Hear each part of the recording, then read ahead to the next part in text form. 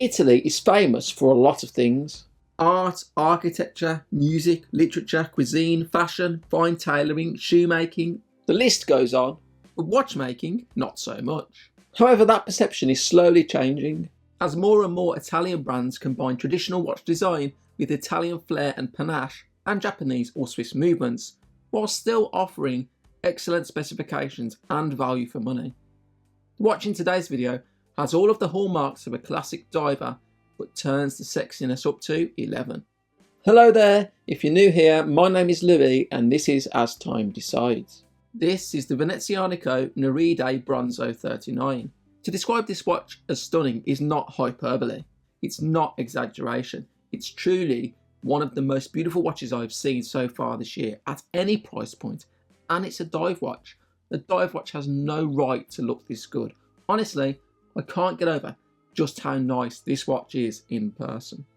It is one of the newest iterations of Venezianico's Nereide dive watch lineup, a collection that really encapsulates the brand as it encompasses a wide variety of different dials, bezels and movements in both 39mm and 42mm case sizes, but with an overarching design language.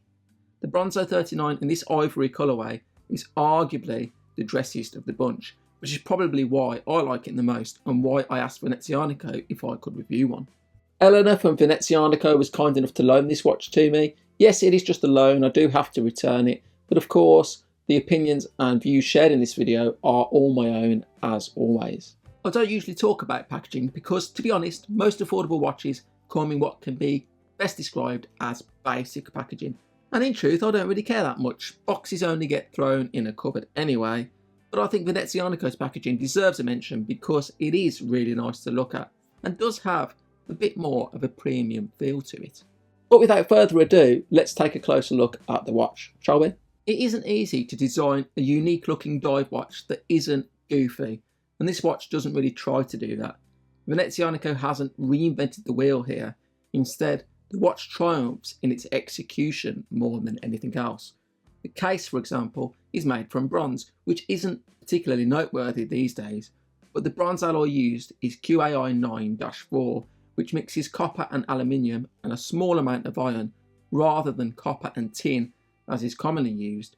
The end result is a much paler bronze than we often see. In fact, when I unboxed the watch, it looked more like gold than bronze. It was absolutely gorgeous, but the bronze has already started to oxidate and change colour. I've had it about a week, and it's already lost its lustre and started to look dirty, for the lack of a better word. The case is mostly brushed satin except for a polished edge on the case along the lugs.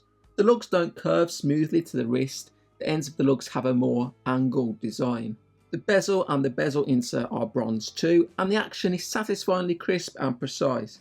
It doesn't have back play as such, but it will rock back if you turn it the other way, which is a little bit strange, I must admit, but it isn't a massive issue.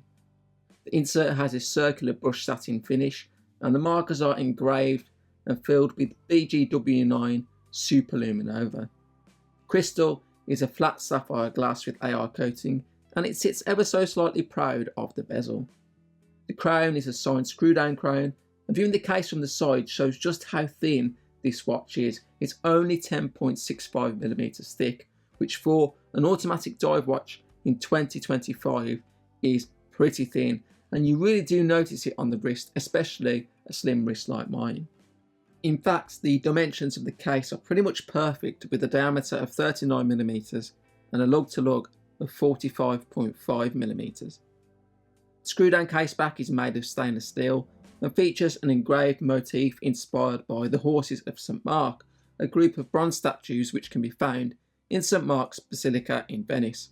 Bronze is notorious for reacting with moisture on the skin and leaving green marks, so stainless steel is a sensible choice. The water resistance is an impressive 200 meters, so it is in fact a bona fide, legit dive watch. It isn't all mouth and no trousers, as they say. If the case isn't sexy enough, the ivory white dial is absolutely exquisite, with its highly polished gilt detailing to the hour markers, handset and applied Venezianico logo.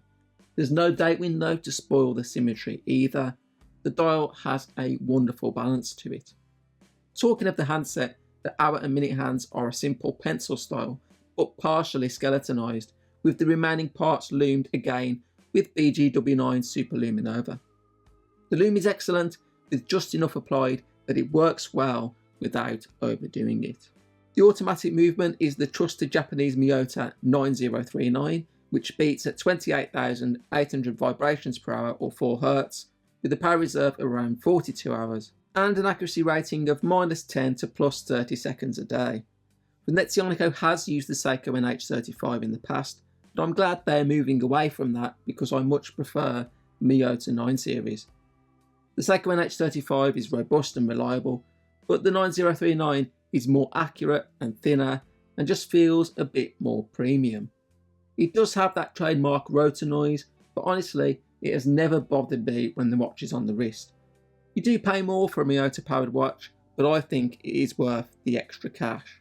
The watch comes on a matching ivory tropical FKM rubber strap, and again, it is an inspired choice. It looks magnificent. If you've ever worn one of these straps, you'll know they're extremely soft and supple and comfortable on the wrist. It has the Venezianico branding with a matching bronze buckle signed with the Venezianico logo.